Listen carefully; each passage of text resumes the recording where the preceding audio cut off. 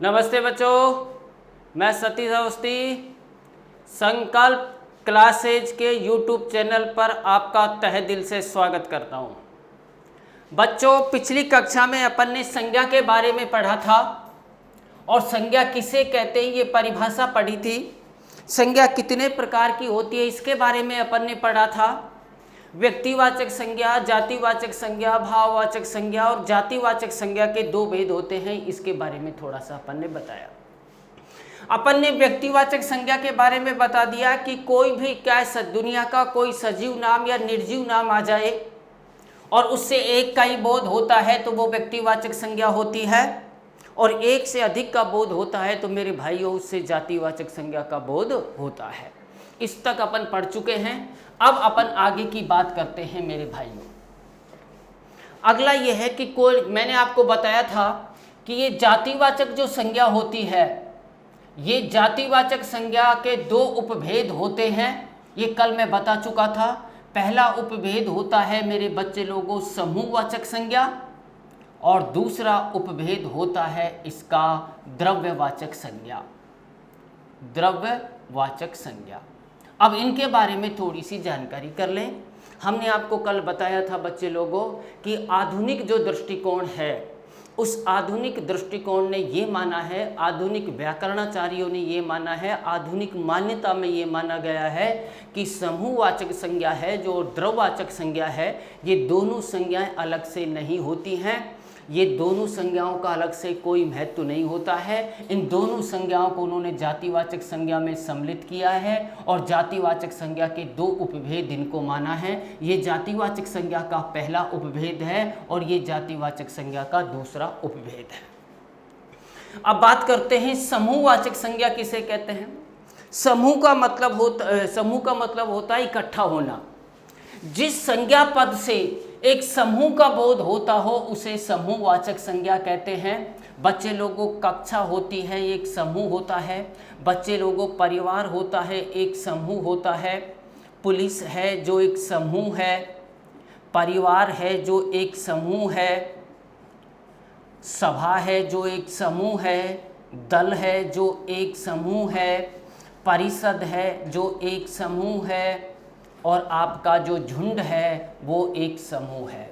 ये समूह क्यों हैं कि कक्षा छात्रों से मिलकर बनती है, परिवार सदस्यों से मिलकर बनता है, पुलिस सैनिकों से मिलकर बनती है, परिवार सदस्यों से मिलकर बनता है, सभा लोगों से मिलकर बनती है, दल लोगों से मिलकर बनता है, परिषद लोगों से मिलकर बनती है, और झुंड जानवरों से मिलकर बनता है। इसलिए सब में अगर मैं बात करूं तो कौन सी संज्ञा है? समूहवाचक संज्ञा।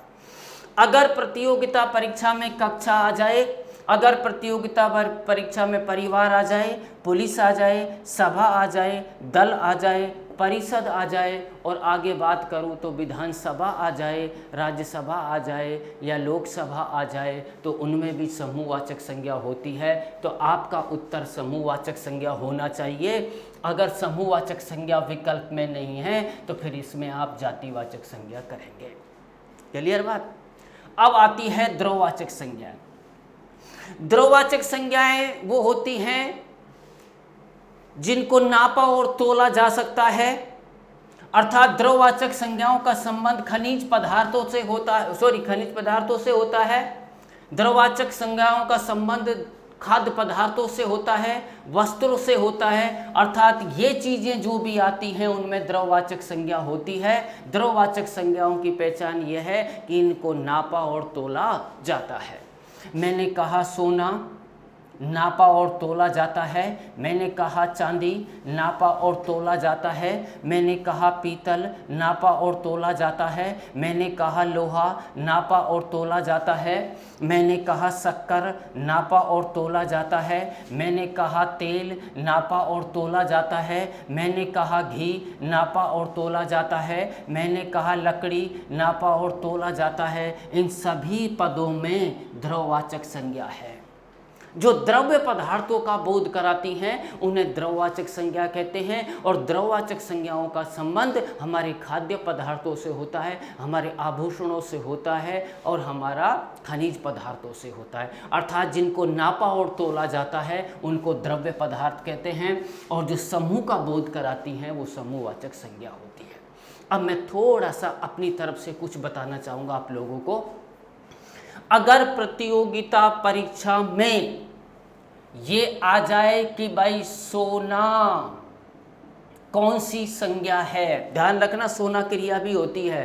यहाँ मैं धातु से बात कर रहा हूँ, कार्य व्यवहार की बात नहीं कर रहा। अगर आपसे कहे कि सोना कौन सी संज्ञा है और 4 ऑप्शन आपके सामने दिए हुए हों, अगर द्रववाचक संज्ञा दे रखी है, अगर जातिवाचक संज्ञा दे रखी है, अगर व्यक्तिवाचक संज्ञा दे रखी है, अगर भाववाचक संज्ञा दे रखी है, तो आपको द्रववाचक संज्ञा का विकल्प सही करना है। अगर परीक्षा में ऐसे आ जाए 24 कैरेट का सोना, 22 कैरेट का सोना और ये चारों ऑप्शन दे रखे हों, तब मेरे भाइयों आपको व्यक्तिवाचक संज्ञा टिक करना है। क्यों कि जिस प्रकार हमारा नाम मोहन, सोहन, राधा, दिनेश होता है, उस प्रकार धातुओं का नाम भी होता है। 24 कैरेट का सोना, 22 कैरेट का सोना, कलदार चांदी और जेवराती चांदी। अगर तेल आ जाए मेरे भाइयों तो तेल में कहेंगे हम द्रववाचक संज्ञा। अगर आ जाए नीरज का तेल तो अपन कहेंगे व्यक्तिवाचक संज्ञा। अपन कहते हैं घी, घी बोले तो द्रववाचक संज्ञा, द्रववाचक ऑप्शन में नहीं है तो जातिवाचक संज्ञा। अगर आ जाए सरस का घी तब भाई इसको कहेंगे हम व्यक्तिवाचक संज्ञा। क्लियर?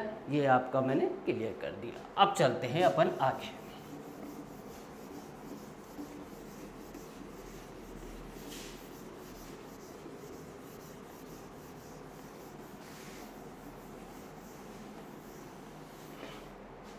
अब तीसरी संज्ञा आती है इंपॉर्टेंट संख्या भाइयों, और वो है आपकी भाववाचक संज्ञा।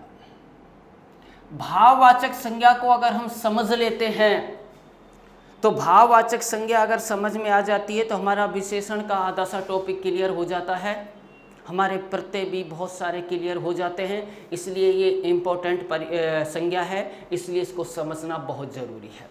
पहले तो मैं किताब की परिभाषा के बारे में जिक्र करता हूँ। जिस संज्ञा पद से भाव का, गुण का, दोष का, अवस्था का और दशा का इत्यादि का बोध होता हो उसे हम भाववाचक संज्ञा कहते हैं। जो भाव का बोध कराती है, जो गुण का बोध कराती है, जो दोष का बोध कराती है, जो अवस्था का बोध कराती है, जो दशा का बोध कराती है, उसे हम भाववाचक संज्ञा कहते हैं। ये तो किताब की परिभाषा। अब थोड़ा सा आगे की सोचते हैं अपन लोग।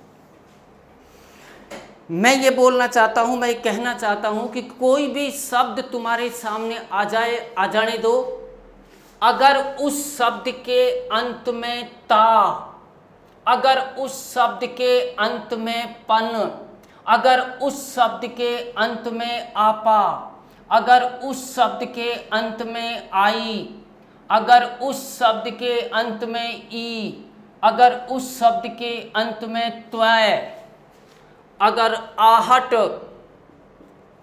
अगर आवट, अगर ईमा, अगर आस, अगर आओ, अगर कर, अगर यह, जिन शब्दों के अंत में ये प्रत्यय लगे होते हैं वो शब्द भाववाचक संज्ञा के होते हैं। पहली बात तो मेरी ये।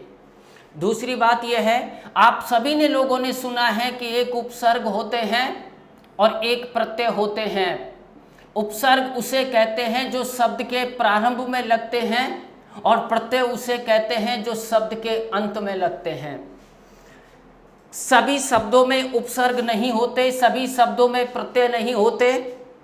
उन्हीं शब्दों में उपसर्ग और प्रत्यय माना जाता है जिन शब्दों में से उपसर्ग और प्रत्यय को हटाने के बाद एक मूल शब्द बचता हो और उस मूल शब्द का भी अर्थ निकलता हो। फिर मेरी बात को सुनिए। कोई भी शब्द हमारे सामने आ रहा है, हर शब्द में उपसर्ग होगा हर शब्द में प्रत्यय होगा ये जरूरी नहीं होता है। उपसर्ग और प्रत्यय उन्हीं शब्दों में माना जाता है जिन शब्दों में से उपसर्ग को हटाने के बाद, प्रत्यय को हटाने के बाद एक मूल शब्द बचता हो और उस मूल शब्द का भी अर्थ निकलता हो।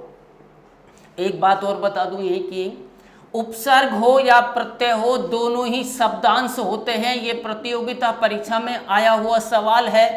कैसे आया कि उपसर्ग क्या होते हैं या प्रत्यय क्या होते हैं, तो एक विकल्प आया था कि वो वाक्य होते हैं, एक आया था कि वो शब्द होते हैं, एक आया था कि वो वाक्यांश होते हैं और एक आया था कि वो शब्दांश होते हैं। तो आपका उत्तर होगा उपसर्ग हो या प्रत्यय हो शब्दांश होते हैं।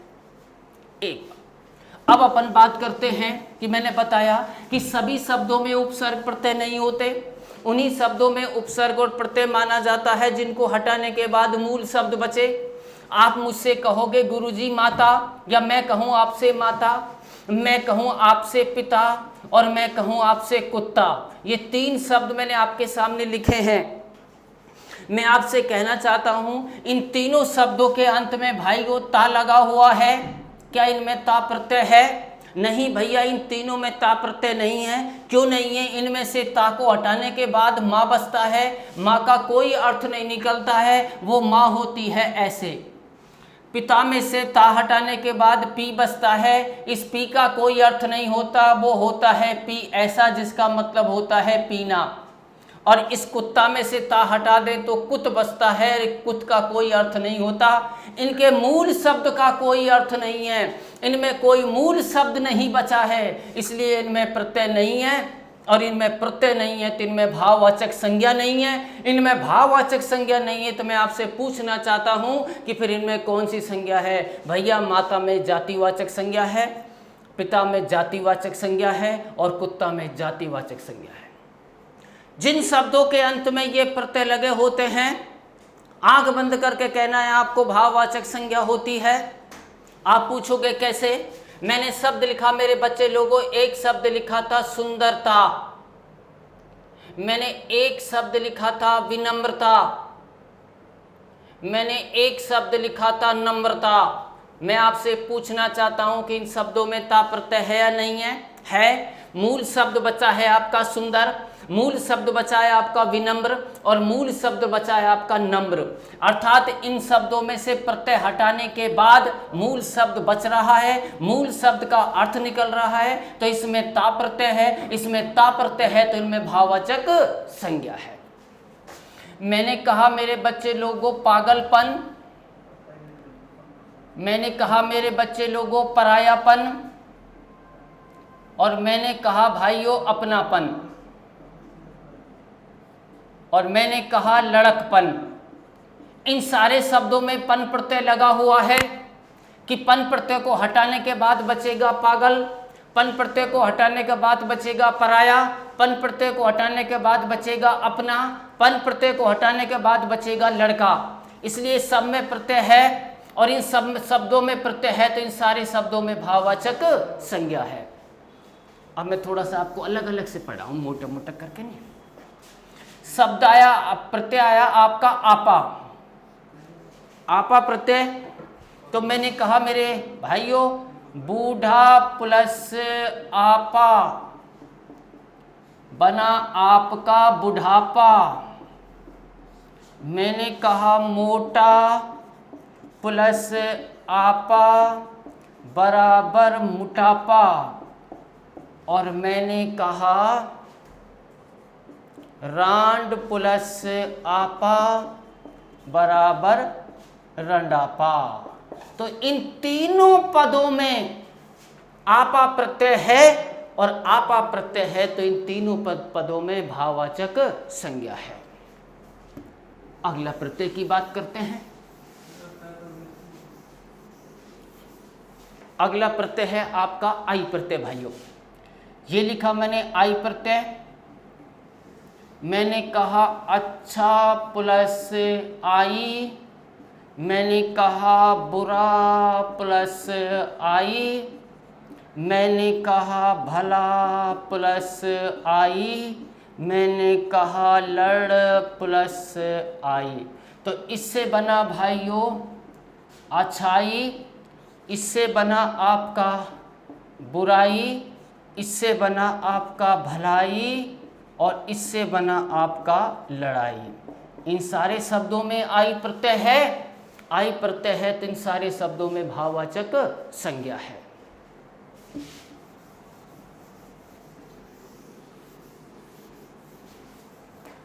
आगे चलते हैं। ई प्रत्यय। मैंने कहा सफेद प्लस ई बराबर सफेदी। मैंने कहा नौकर प्लस ई बराबर नौकरी। मैंने कहा चोर प्लस ई बराबर चोरी। मैंने कहा गर्म प्लस ई बराबर गर्मी। सब में ई प्रत्यय लगा हुआ है और ई प्रत्यय लगा हुआ है तो इन सारे शब्दों में भाववाचक संज्ञा है। अगली बात करते हैं। त्वय प्रत्यय। त्वय मम प्लस त्वय, गुरु प्लस त्वय, पुरुष प्लस त्वय और व्यक्ति प्लस त्वय। ठीक है भाइयों, इससे क्या बनेगा ममत्व, इससे क्या बनेगा गुरुत्व, और इससे क्या बनेगा पुरुषत्व, और इससे क्या बनेगा व्यक्तित्व। ठीक है, इन सारों में त्वय प्रत्यय है। मूल शब्द मम है, मम मन मेरा। मूल शब्द गुरु है, मूल शब्द पुरुष है, मूल शब्द व्यक्ति है। इनमें त्वय प्रत्यय है। इन सब में त्वय प्रत्यय है तो इन सब में कौन सी संज्ञा है? भाववाचक संज्ञा। आगे बात करते हैं। अगला है आपका आहट प्रत्यय। आहट चिल्ला प्लस आहट बराबर चिल्लाहट। अगला है घबरा प्लस आहट बराबर घबराहट। चिकना प्लस आहट बराबर चिकनाहट। इनमें आहट प्रत्यय है, इनमें आहट प्रत्यय है तो इनमें भाववाचक संज्ञा है। अगला है आवट प्रत्यय। सज प्लस आवट, लिख प्लस आवट और दिख प्लस आवट। इसका बनेगा भाइयों सजावट, इसका बनेगा लिखावट, इसका बनेगा दिखावट। ठीक है, इसमें आवट प्रत्यय है, भाववाचक संज्ञा है। ईमा प्रत्यय। एक बात और, एक प्रतियोगिता परीक्षा में, क्या अधिकांशतः कई प्रतियोगी परीक्षा में एक सवाल आया था, मैंने अभी बताया था आपको। एक होता है आहट प्रत्यय, थोड़ा सा रोकूंगा मैं आपको। एक होता है आवट प्रत्यय। इन पर सवाल आया था 2018 में जो एलडीसी भर्ती परीक्षा हुई थी उसमें 4 पेपर हुए थे। 2 पेपरों में इस पर सवाल आया। ऐसा ही भर्ती परीक्षा में भी जो 2018-19 में हुई उसमें भी इस पर सवाल आया। कैसे सवाल आया? अभी मैं आपको प्रत्यय नहीं पढ़ा रहा हूँ, ये ध्यान रहे। मैं आप लोगों को प्रत्यय नहीं पढ़ा रहा हूँ, मैं केवल संज्ञा के संदर्भ में प्रत्ययों को समझा रहा हूँ, क्योंकि भाववाचक संज्ञा का संबंध प्रत्यय से भी होता है, भाववाचक संज्ञा का संबंध विशेषण से भी होता है। अगर यहीं पे अपन तीनों चीज़ों के बारे में थोड़ा थोड़ा समझ लेंगे तो जब विशेषण का टॉपिक आएगा तो हमको और सहूलियत हो जाएगी, जो प्रत्यय का टॉपिक आएगा तो हमको और सहूलियत हो जाएगी।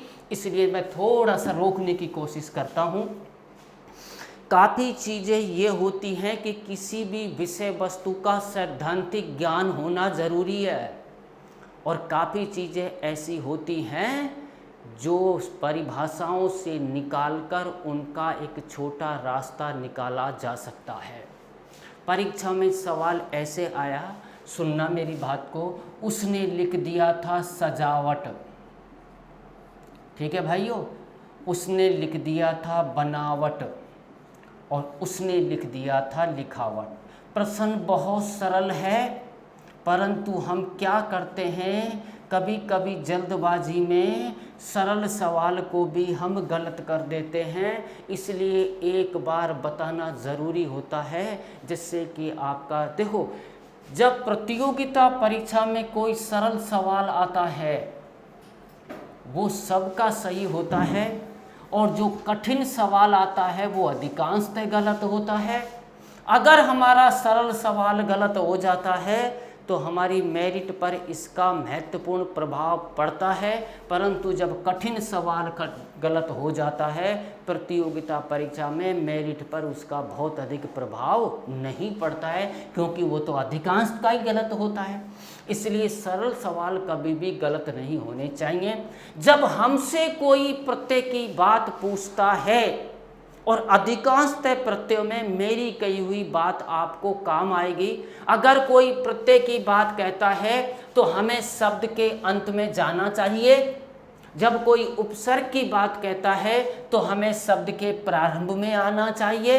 अब हमसे कोई ये पूछ रहा है, 2018 में एलडीसी भर्ती परीक्षा में ये सवाल आया था कि ऐसा कौन सा शब्द है जिसमें आवट प्रत्यय का प्रयोग नहीं हुआ है, तो हम कुछ नहीं करेंगे, हम ज़्यादा भागदौड़ नहीं करेंगे, हम शब्द के अंत में जाएंगे और अंत में से वर्णों को उठाना शुरू करेंगे, और जब तक उठाते रहेंगे जब तक कोई स्वर नहीं आ जाता। मैं इसी के बारे में आपसे बात करना चाहता हूँ। इसका अंतिम वर्ण क्या है, ट, उठा लिया मैंने। उसके बाद क्या है, व, उठा लिया मैंने। उसके बाद क्या आ गया, आ। मैंने कहा ना, जब स्वर आ जाता है तो हमको वहाँ रुकना है, मैं यहाँ रुक गया, आ। तो मेरी समझ में आ गया कि इसमें आवट प्रत्यय है, और पूछ क्या रहा है कि जिस शब्द में आवट प्रत्यय का प्रयोग नहीं हुआ है, तो इसमें तो हुआ है, इसलिए मेरा उत्तर ये नहीं हो सकता। एक बात अब इसकी बात करता हूँ, ऐसे ही इसमें जाऊँगा।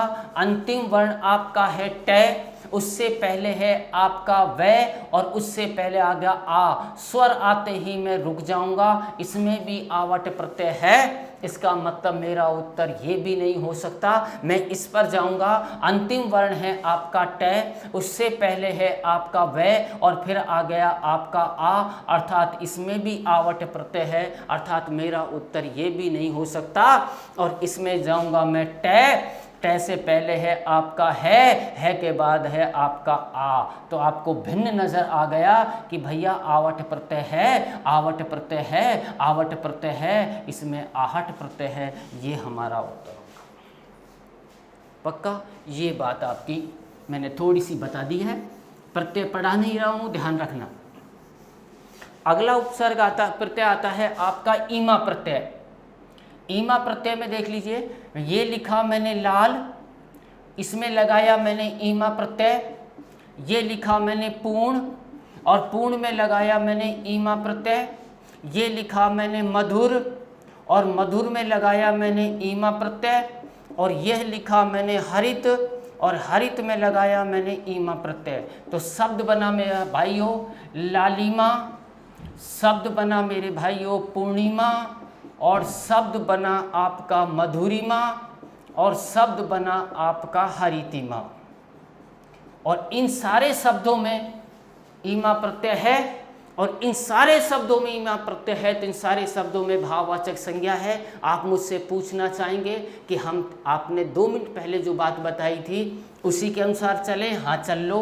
बचा क्या, माँ, माँ से पहले क्या है, ई। बचा क्या, माँ, पहले क्या है, ई। बचा क्या, माँ, पहले क्या है, ई। बचा क्या, माँ, पहले क्या है, ई। बोलो, अगर ये आ गया, ये आ गया, और ये कर दिया। अगली बात करते हैं भाइयों,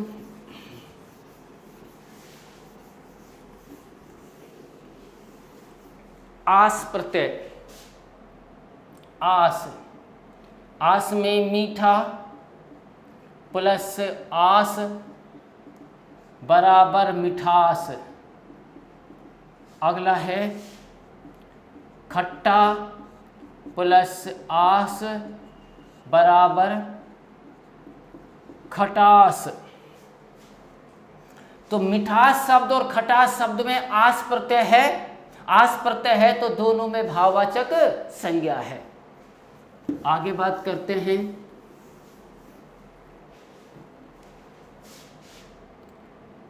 आ प्रत्यय, सॉरी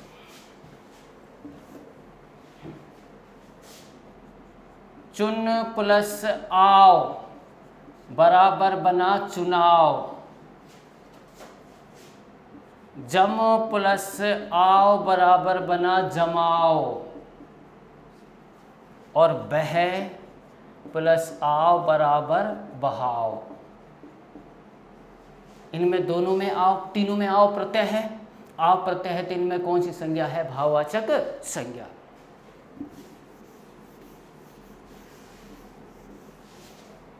अगला है आवा प्रत्यय।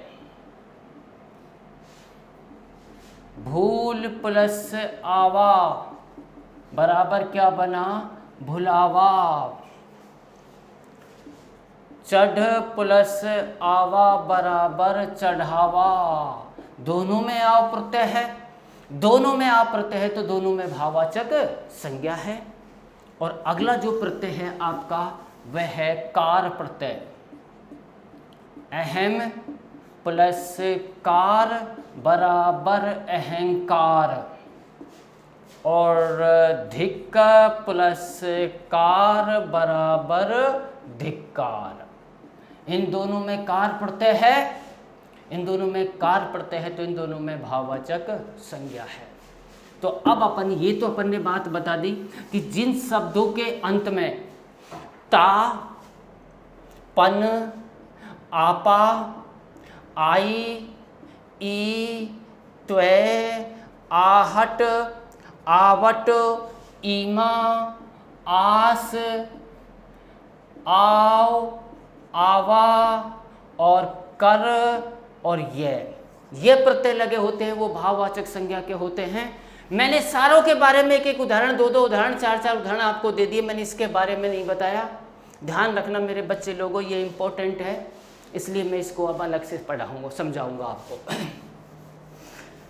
परीक्षा में शब्द शुद्धि का प्रश्न आता है, परीक्षा में वाक्य शुद्धि का प्रश्न आता है, परीक्षा में प्रत्यय आता है, परीक्षा में संज्ञा आती है, परीक्षा में विशेषण आते हैं। तो इन चारों पांचों टॉपिकों का जो विषय वस्तु का मैंने नाम लिया है, इन सारी बिंदुओं का संबंध ये से होता है, इसलिए ये को समझना बहुत ज़रूरी होता है।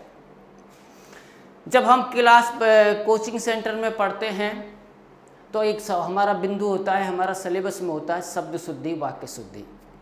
इसको क्लास में कराया नहीं जाता और ये कहा जाता है भैया बच्चे लोगों अपनी वोकैबुलरी मजबूत कर लो, आपकी शब्द शुद्धि सुधर जाएगी, आपकी वाक्य शुद्धि सुधर जाएगी। मेरी आज तक ये समझ में नहीं आया, जो बच्चा 20 साल 25 साल 22 साल के बाद कोचिंग सेंटर में आता है, जब 20 साल में उसकी 22 साल में उसकी वोकैबुलरी नहीं सुधरी तो क्या यह 3 महीने 2 महीने में वोकैबुलरी सुधर जाएगी? नहीं सुधरेगी भैया। तो इसको जान लेंगे तो काफ़ी हद तक हमारी वाक्य शुद्धि की समझ में आ जाएगी, काफ़ी हद तक हमारी शब्द शुद्धि आ जाएगी, काफ़ी हद तक हमको विशेषण समझ में आ जाएंगे, संज्ञा समझ में आ जाएगी, प्रत्यय समझ में आ जाएंगे। बच्चे लोगों, मैं यह प्रत्यय की बात करता हूँ आपसे, मेरी 5-6 बातें हैं उनको थोड़ा सा ध्यान में रखूंगा। वैसे मैं प्रत्यय नहीं पढ़ा रहा हूँ, परंतु इसको यहाँ समझाना बहुत ज़रूरी है। मैं इस बिंदु को ये नहीं कह सकता कि इसको मैं प्रत्यय आएगा जब समझाऊंगा, मैं यही समझाऊंगा। जब ये प्रत्यय में आएगा तो उस संदर्भ में भी समझाऊंगा, जब ये विशेषण में आएगा तो उस संदर्भ में भी समझाऊंगा।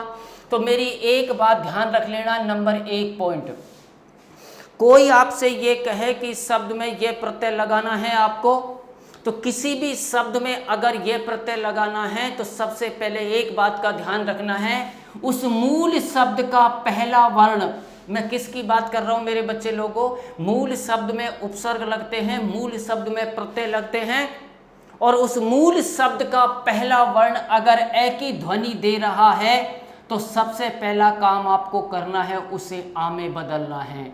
मूल शब्द का पहला वर्ण अगर ए की ध्वनि दे रहा है तो उसे आ की मात्रा में बदलना है। दूसरी बात सुन लो मेरे बच्चे लोगों, अगर मूल शब्द का पहला वर्ण पहले से ही आ की मात्रा लिए हुए है तो फिर उसमें कोई परिवर्तन आपको नहीं करना है। दो बात। नंबर 3 बात यह है कि अगर मूल शब्द का पहला वर्ण छोटी ई या बड़ी ई या ए लगा हुआ है मूल शब्द के पहले वाले वर्ण में, तो मेरे बच्चे लोगों उसमें करना है आई। ई का, बड़ी ई का, ए का आपको क्या करना है आई। और नंबर 4 है मूल शब्द के पहले वर्ण में छोटा ऊ, बड़ा ऊ और ओ लगा हुआ है तो आपको करना है औ। और 5वीं बात है मूल शब्द का पहला वर्ण आधा है, मूल शब्द का पहला वर्ण आधा है तो दूसरे वर्ण में परिवर्तन करते हैं। कौन से वर्ण में परिवर्तन करते हैं? दूसरे में। ये का ये कर दिया। कितनी बातें लिखी हैं? 5। नंबर अगला 6, मूल शब्द के पहले वाले वर्ण में री की मात्रा लगी हुई है, मूल शब्द के पहले वाले वर्ण में री की मात्रा लगी हुई है तो उसे आर में बदल देते हैं। ये 6 बातें हैं, ये आपको संज्ञा के संदर्भ में काम आएंगी, ये बात आपको वाक्य शुद्धि के संदर्भ में काम आएंगी, शब्द शुद्धि के संदर्भ में काम आएंगी, प्रत्यय के संबंध में काम आएंगी और संज्ञा के संबंध में तो काम आ ही रही है। 6 बातें हैं, ध्यान रहे ये 6 बातों को मैंने सिर्फ और सिर्फ किसके संदर्भ में बताया है? मूल शब्द के प्रथम वर्ण के बारे में। मूल शब्द के प्रथम वर्ण के बारे में मैंने कितनी बातें बताई है? 6। जब भी कोई मूल शब्द तुम्हारे सामने आता है और कोई आपसे ये कहता है कि इसमें ये प्रत्यय लगाना है तो सबसे पहले इन 6 बातों पर आपको ध्यान देना है। 6 बातें क्या हैं? मूल शब्द के पहले वर्ण को देखना है, अगर ए की ध्वनि दे रहा है तो आ करना है, अगर आ की ध्वनि आ की मात्रा लगी हुई है तो कोई परिवर्तन नहीं करना है, छोटी ई बड़ी ई ए हो तो आई करना है, छोटा ऊ बड़ा हु ओ हो तो औ करना है, पहला वर्ण आधा हो तो दूसरे में वर्ण में परिवर्तन करना है, अगर री की मात्रा लगी हुई हो तो आर करना है। नंबर 7 बात मेरे बच्चे लोगों, 6 बात बताई है मूल शब्द के प्रथम वर्ण के बारे में। 7वीं बात बता रहा हूँ, अगर किसी भी शब्द में यह प्रत्यय लगाना हो, एक बात और सुन लीजिए, यहाँ अपना काम सिर्फ यह प्रत्यय से है, इनके साथ 3 प्रत्यय और होते हैं मेरे भाइयों। एक इक प्रत्यय होता है, एक ए प्रत्यय होता है, एक ए प्रत्यय होता है, परंतु इनका काम यहाँ नहीं है, इसलिए मैं जिक्र नहीं कर रहा हूं, परंतु ये आपको मानना पड़ेगा, ये आपको मानकर चलना पड़ेगा। जो नियम मैं ये प्रत्यय के बारे में बता रहा हूं वही नियम इन तीनों प्रत्यय के बारे में भी लागू होते हैं। अर्थात अगर यह प्रत्यय को हम समझ जाते हैं तो इन 3 प्रत्ययों को भी हम समझ जाते हैं। 6 बातें बताई हैं मैंने मूल शब्द के प्रथम वर्ण के बारे में। एक 7वीं बातें बता रहा हूं जो एक ही है केवल, कि जब किसी भी शब्द में यह प्रत्यय लगाना हो तो मूल शब्द के अंतिम वर्ण को, अब मैं बात कर रहा हूं मेरे भाइयों अंतिम वर्ण की, मूल शब्द के अंतिम वर्ण को हमेशा हम आधा मानेंगे, चाहे उसमें किसी की भी मात्रा लगी हुई हो। मूल शब्द का अंतिम वर्ण किसी की मात्रा लिए हुए हो, हम उसे हमेशा क्या मानेंगे? आधा। ये 7 बातें हैं, इन 7 बातों को लेकर के अपन चलते हैं, देखते हैं क्या निष्कर्ष निकलता है। सुनिए, मैंने शब्द लिखा था कवि, मैंने शब्द लिखा था सुंदर, और सुंदर में जोड़ना है मुझे यह प्रत्यय। कुछ मत करो, मूल शब्द क्या है? सुंदर। प्रत्यय क्या है? ये। सबसे पहले मूल शब्द के पहले वर्ण को लूंगा। मूल शब्द का पहला वर्ण क्या है? से। से में किसकी मात्रा लगी है? ऊ की। अगर कहीं पहले वर्ण में ऊ की मात्रा लगी हुई हो तो उसे क्या कर देता हूँ? औ।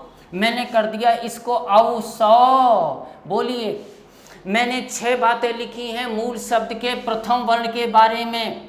मैंने एक बात लिखी है मूल शब्द के अंतिम वर्ण के बारे में। मैंने बीच वाले वर्ण के बारे में कुछ बोला नहीं है। इसका मतलब ये माना जाएगा, इसका मतलब ये समझा जाएगा कि बीच वाले वर्ण में हमको कोई परिवर्तन नहीं करना है, बीच वाले वर्ण को यूं क्यों उतारना है। तो बीच वाले वर्ण ये दोनों हैं, मैंने इन दोनों को यूं क्यों उतार दिया मेरे भाइयों? बच गया। अंतिम वर्ण क्या है? रे। रे कैसा है? पूरा। अंतिम वर्ण क्या है? रे। रे कैसा है? पूरा। पूरे को हो तो मैं क्या मानूं इसको? आधा। और आधा मानूंगा तो हलंत लगाऊंगा भाइयों, लगा दिया। क्या जोड़ूं इसमें? ये। क्या जोड़ूं इसमें? ये। और किसी भी शब्द में जब आधा रे आ जाता है, हलंत वाला रे आ जाता है, तो ऐसा रे हमेशा अगले वाले वर्ण के ऊपर चला जाता है, तो शब्द बना आपका सौंदर्य। पक्का? इसमें कौन सा प्रत्यय है? यह प्रत्यय है। बात करता हूं मैं महात्मा, और महात्मा में जोड़ा मैंने यह प्रत्यय। कुछ नहीं करना मेरे को। मूल शब्द का पहला वर्ण क्या है? मैं में किसकी ध्वनि आ रही है? ए की। ए की ध्वनि को किस में बदलूं? आ में। तो मैं का क्या हुआ? माँ। बोलिए, हा का क्या करूं? हा। बीच वाले वर्ण में कोई परिवर्तन नहीं। तय का क्या करूं? तय। अंतिम वर्ण क्या है? मैं कैसा है? पूरा। परंतु मानू इसको कैसा? आधा। क्या जोड़ू? यह। क्या बना? महात्म्य। अब देखिए, अगर ऑफलाइन में होते हम आमने सामने, आप और हम, तो मैं पूरे विश्वास के साथ कह सकता हूं कि आप खड़े होकर कोई भैया मुझसे ये पूछता, गुरुजी सही बात है महात्म्य हो गया, परंतु ये आका डंडा कहाँ गया? ये पूछते मुझसे। परंतु बात छोटी हो या बड़ी हो, ध्यान रखना बच्चे लोगों, स्वर 11 होते हैं और व्यंजन 33 होते हैं। व्यंजन सारे आधे होते हैं। व्यंजनों का उच्चारण स्वर की सहायता से करते हैं। एक ये होता है और एक ये होता है। क्या अंतर है इसमें? आप मुझसे कहोगे गुरुजी ये आधा कह है, ये पूरा कह है। मैं इस बात को स्वीकार नहीं करूंगा। मैं आपसे कहूंगा भैया ये विशुद्ध व्यंजन है और ये सस्वर व्यंजन है। विशुद्ध व्यंजन वो होते हैं जिनमें स्वर का योग नहीं होता, और सस्वर व्यंजन वो होते हैं जिनमें स्वर का योग होता है। जब किसी भी व्यंजन में से स्वर की मात्रा हटाते हैं तभी वो आधा होता है। इसलिए भैया मुझे मैं को करना था आधा, तो इसमें से मैंने आ की मात्रा हटा दी। आ की मात्रा हटने के बाद ही वर्ण आधा होगा। अगला बात, मैंने लिखा वत्सल, और वत्सल में लिखा मैंने यह प्रत्यय। तो पहला वर्ण है वे का करूँ वाह, तय का करूँ तय, से का करूँ से। अंतिम वर्ण को कैसा मानूं? आधा। क्या जोड़ू? यह। क्या बना? वात्सल्य। मैंने कहा स्वस्थ, स्वस्थ में जोड़ा मैंने यह। क्या बना? पहला वर्ण कैसा है? आधा। मैंने कहा है कि अगर पहला वर्ण आधा हो तो कौन से वर्ण में परिवर्तन करते हैं? दूसरे वर्ण में। दूसरा वर्ण क्या? पहला वर्ण आधा है, आधा का आधा लिख दिया। दूसरा क्या है? वे में क्या है? ए का क्या करूँ? आ। से का क्या करूँ? से। अंतिम वर्ण को कैसा करूँ? आधा। क्या जोड़ू? ये। क्या बना? स्वास्थ्य। पक्का? अब इन सब में ये प्रत्यय है, ये प्रत्यय है, ये प्रत्यय है, तो इन सब में कौन सी संज्ञा है? भाववाचक संज्ञा है। और चलते हैं। उचित है, उचित में जोड़ा मैंने यह प्रत्यय। पहला वर्ण क्या है? ऊ को क्या कर दूं? औ कर दिया, औ। ची को क्या करूं? ची। अंतिम वर्ण को कैसा करूं? आधा। क्या जोड़ू? ये। क्या बना? औचित्य। इसके बारे में बता दिया, इसके बारे में, इसके बारे में, इसके बारे में, इसके बारे में नहीं बताया। इसके बारे में बता देते हैं। ये समझ में आ गया भाइयों? तो इनमें भाववाचक संज्ञा है। अब एक सवाल, इस पर उदाहरण बताऊं उससे पहले एक सवाल पूछूंगा मैं आपसे, और उस सवाल का जवाब आपको मुझे देना है। देखते हैं कि आपकी वोकैबुलरी 5, 7, 10 मिनट में कितनी बढ़िया हुई है। सवाल पहला आया अकाउंटेंट भर्ती परीक्षा में आया है, कई भर्ती परीक्षा में आ चुके हैं। मैंने बताया, मैं ये के नियम बता रहा हूँ, ये इक पर भी लागू होंगे, ये ए पर भी लागू होंगे, ये आई पे भी लागू होंगे। सवाल आया था पहला, सौभाग्य है इसमें यह प्रत्यय, ये प्रत्यय है, मैं कह रहा हूं यह प्रत्यय आप मान लो, ठीक है ना, ये लग गया ये प्रत्यय। अगला है सौजन्य, मैं आपसे कह रहा हूं ये प्रत्यय है, हाँ है, मान लीजिए। मैं कह रहा हूं दैन्य, ये प्रत्यय है, मान लीजिए। डी ऐक्य, ये प्रत्यय है, मान लीजिए। ई ऐश्वर्य, ये प्रत्यय है, मान लीजिए। आरपीएससी जो आपकी होती है भाइयों, वो 4 ऑप्शन विकल्प देती है। अधीनस्थ बोर्ड भी 4 विकल्प देता है, ए बी सी डी, परंतु मैंने यहाँ पर आपको विकल्प दिए हैं 5। अब आप बता सकते हो बड़ा कौन, बड़ा मैं, क्योंकि मैंने एक विकल्प ज़्यादा दिया है। इस विकल्प में जो सवाल था उसको मैंने थोड़ा सा बदला है, मैंने उस सवाल में थोड़ा सा परिवर्तन किया है। अगर इस परिवर्तन को मैं आपको समझा पाया तो समझेंगे आज की यात्रा अपनी सफल रही। सब में ये प्रत्यय है। आपसे मैं ये पूछना चाहता हूं कि किस शब्द में यह प्रत्यय का सही प्रयोग हुआ है और किस शब्द में यह प्रत्यय का सही प्रयोग नहीं हुआ है। हुआ तो है परंतु सही गलत बताना है। तो मैं आपको एक बात बता देना चाहता हूं राज्य की, किसी को बोलना मत आप। अगर कोई भी शब्द आपके सामने आ जाए, आ जाने दो, और उस शब्द में अगर इक प्रत्यय लगा हुआ है, उस शब्द में अगर यह प्रत्यय लगा हुआ है, उस शब्द में अगर ए प्रत्यय लगा हुआ है, उस शब्द में अगर ए प्रत्यय लगा हुआ है,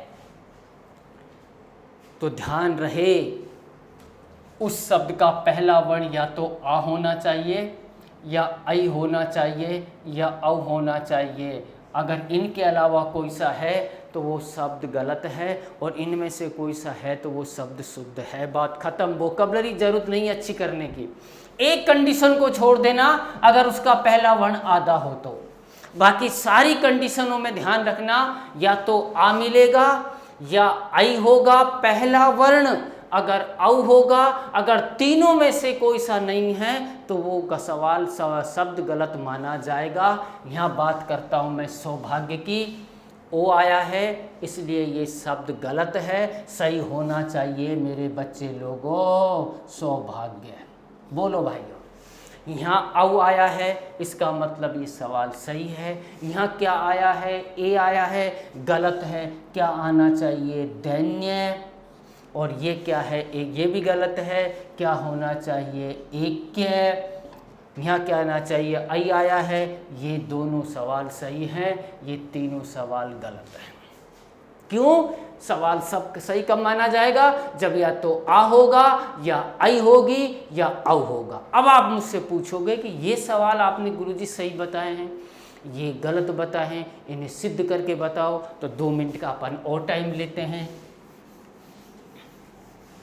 मूल शब्द होता है सुभाग और प्रत्यय होता है ये। आपके सामने निकलकर सामने आ जाएगा। पहला वर्ण है से में है ऊ को करूं औ, सौ। बीच वाले वर्ण को यूं क्यों लिख दूं, अंतिम वर्ण को कैसा मानूं, आधा। क्या जोड़ू, ये। क्या बना, सौभाग्य। बताओ सही है या नहीं। आगे की बात करते हैं। दीन प्लस ये, पहला वर्ण क्या है, द। मात्रा किसकी है, ई की। ई की मात्रा को किस में करूं, आई में। ध्यान रहे ये ए होती है, ये आई होती है। दीन, दीन में जोड़ा मैंने ये।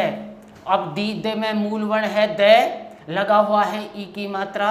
ई की मात्रा को जोड़ू मैं आई की मात्रा को दे। न को कैसा करूं, आधा। क्या जोड़ दूं भैया, ये। क्या बना, दैन्य। सही है भाइयों। अगला चलते हैं। अगली बात करते हैं एक।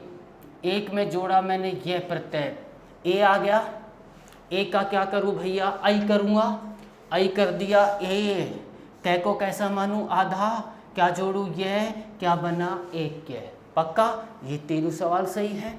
अब मैं इसके बारे में उदाहरण बताना चाहता हूँ आपको, इसके बारे में। री आ तो आर कैसे करते हैं। रे कैसा है, हलंत वाला। मैंने शब्द लिखा मेरे बच्चे लोगों गृहस्थ, और गृहस्थ में जोड़ा मैंने यह प्रत्यय। सुनना मेरी बात को, मूल शब्द क्या है, गृहस्थ। गृहस्थ में जोड़ा मैंने यह प्रत्यय। मूल शब्द का पहला वर्ण क्या है, गै। गै में है मेरे बच्चे लोगों री। बोलो सही है गलत है। गै में क्या है, री। जब री है स्वर, जब स्वर को निकाला तो गै कैसा हो गया, आधा। गै की जगह मैंने लिखा गै, री की जगह लिखा मैंने आर। यही तो बोला है मैंने कि मैं अगर री आ जाए तो क्या करना है, आर। मैंने कर दिया आर। पक्का। उसके बाद क्या है, उसके बाद क्या है, आधा से। उसके बाद क्या है, थे। और उसके बाद मुझे क्या जोड़ना है, ये आ गया आपका है, ये आ गया आपका से, सॉरी आधा से, और ये आ गया आपका थे, और ये आ गया आपका रे। सुनिए, जब किसी भी शब्द में स्वर होता है और उससे पहला वाला वर्ण आधा होता है तो वो स्वर उस वर्ण में जुड़ जाता है। तो आ किस में जुड़ेगा, गै में, तो आपका होगा गा। और जब किसी भी शब्द में आधा रे आता है तो अगले वाले वर्ण के ऊपर चला जाता है। अगला वाला वर्ण क्या है, ये हो गया आपका है। इसमें जोड़ दिया मैंने आधा रे। पक्का, यहाँ तक क्लियर हो गया। बचा क्या, आपका आधा से। अंतिम वर्ण क्या है, आपका थे। और थे को कैसा मानूं, आधा, और क्या जोड़ूं, ये गृहस्थ थे। ये शब्द आपका बना। पक्का भाइयों। पिछली कक्षा में अपन ने भाववाचक संज्ञा के बारे में बात करी थी मेरे बच्चे लोगों, और हमने बताया था कि भाववाचक जो संज्ञाएं होती हैं, जिन शब्दों के अंत में ता, पन, आपा, आई, ई, त्वे, आहट, आवट, ईमा, आस, आव, आवा, कार और ये प्रत्यय लगे होते हैं, वो भाववाचक संज्ञा के शब्द होते हैं। उसके बाद हमने सबके उदाहरण आपको दे दिए।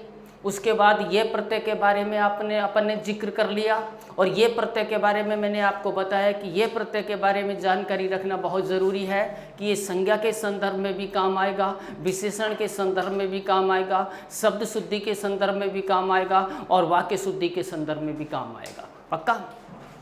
अब आगे चलते हैं। एक प्रतियोगिता परीक्षा में ये सवाल आया था कि लिखा हुआ था सुंदर और लिखा हुआ था सुंदरता, और लिखा हुआ था सौंदर्य, और लिखा हुआ था सौंदर्यता। ये लिखे हुए थे 4, और उसने ये पूछा था कि इसमें असंगत कौन सा है। असंगत का मतलब होता है गलत कौन सा है। मैं अपनी तरफ से एक सवाल और बनाता हूं। मैंने कहा मधुर, मैंने कहा मधुरता, मैंने कहा माधुर्य, और मैंने कहा था माधुर्यता। ये लिखा था मैंने कहा ए पोर्शन ये है आपका बी, और ये है आपका सी, और ये है आपका डी। उसने पूछा असंगत कौन सा है, गलत कौन सा, इसका मतलब ये है। मैं आपको बता देना चाहता हूं, किसी व्यक्ति, स्थान या वस्तु के नाम को संज्ञा कहते हैं। जो शब्द संज्ञा के स्थान पर काम आते हैं उनको अपन सर्वनाम कहते हैं। जो शब्द संज्ञा या सर्वनाम दोनों की विशेषता बताता है उसको अपन विशेषण कहते हैं।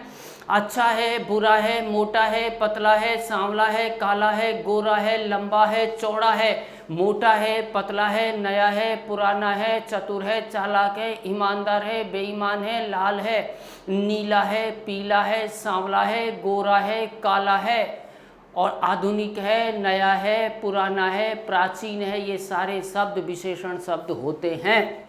तो क्लियर कर देना चाहता हूं, सुंदर शब्द विशेषण है। क्लियर। जब ये शब्द विशेषण है, ये हमारे से क्लियर हो गया।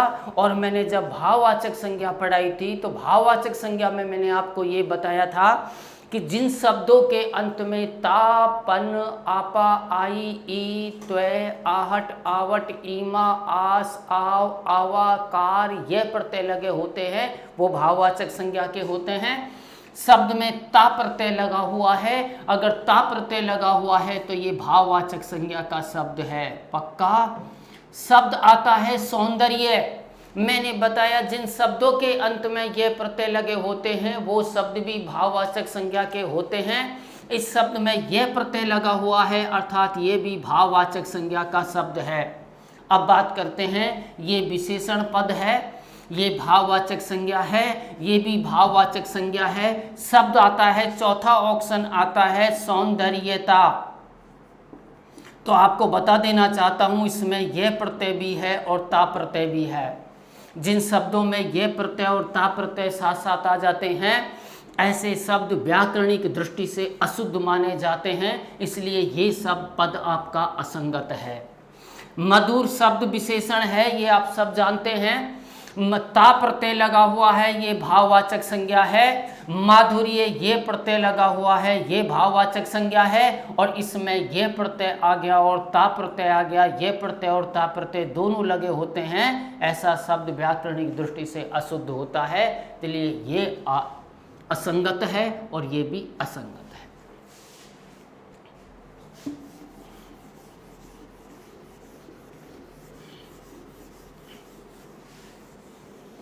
अगली बात करते हैं।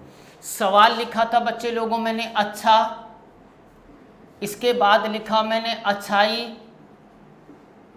और इसके बाद लिखा अच्छाइयाँ।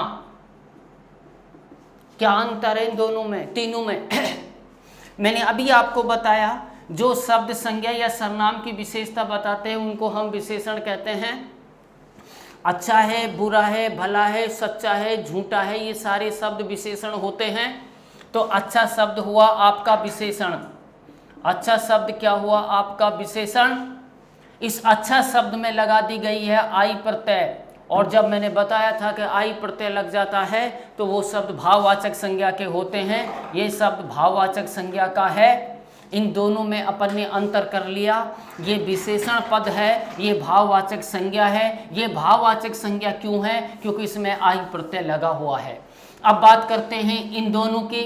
अच्छाई शब्द एक वचन होता है, अच्छाई शब्द एक वचन है, अच्छाइयों बहुवचन है। तो मैं यही एक पॉइंट बोलना चाहता हूँ, अगर कोई भाववाचक संज्ञा का शब्द है, क्योंकि भाववाचक संज्ञाएं हमेशा एक वचन में होती हैं, अगर कोई शब्द भाववाचक संज्ञा का है और उसका बहुवचन बना दिया जाता है तो फिर उसमें जातिवाचक संज्ञा हो जाती है, बात खत्म।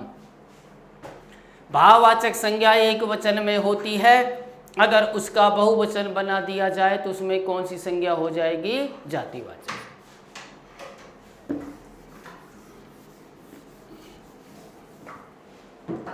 मैंने लिखा बुराई, मैंने लिखा बुराइयां,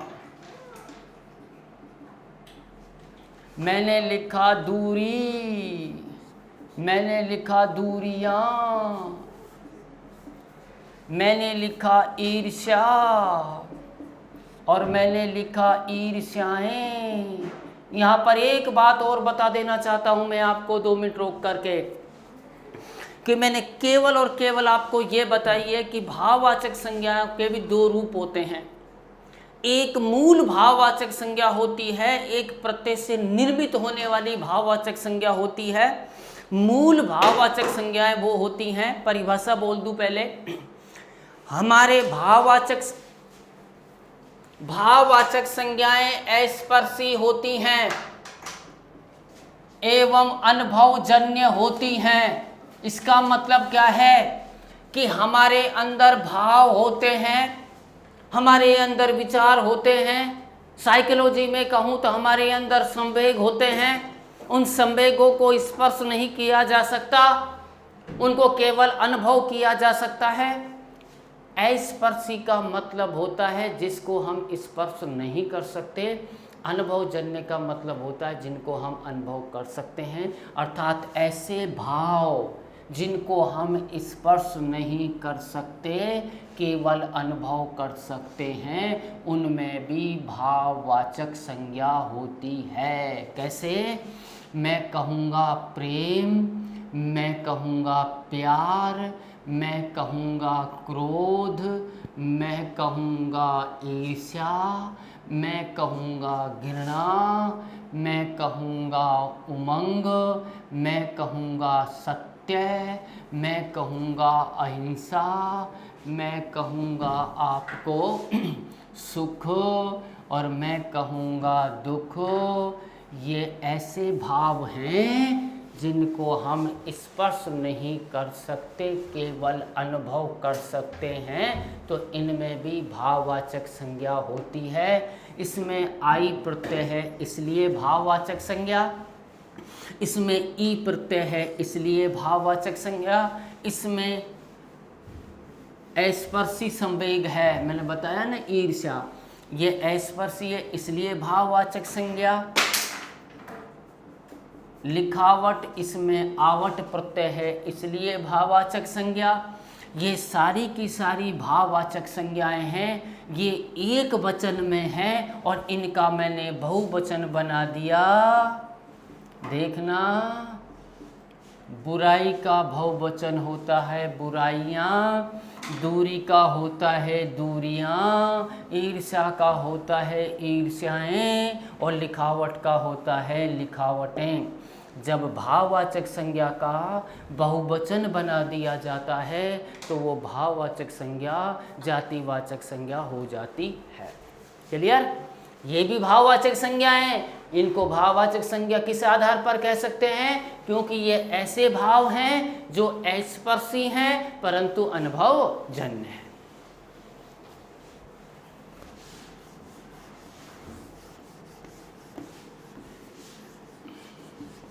ये बच्चे लोगों, आपका संज्ञा का टॉपिक मैंने क्लियर कर दिया। अब मैं अगले टॉपिक की शुरुआत करता हूँ आपको।